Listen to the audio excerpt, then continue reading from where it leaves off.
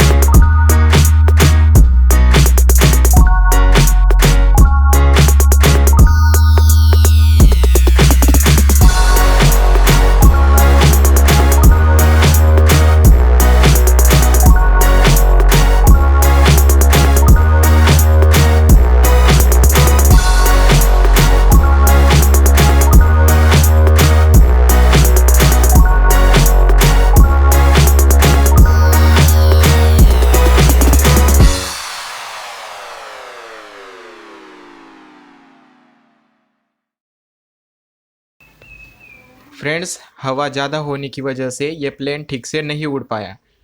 फिर भी आपको वीडियो कैसी लगी ये कमेंट में ज़रूर बताइए, और जो दोस्तों ने अभी तक चैनल को सब्सक्राइब नहीं किया है वो सब्सक्राइब कर ले और बेल नोटिफिकेशन ऑन कर ले, ताकि आने वाली इंटरेस्टिंग वीडियो को आप सबसे पहले देख पाएंगे। चलिए तो मिलते हैं नेक्स्ट इंटरेस्टिंग वीडियो में।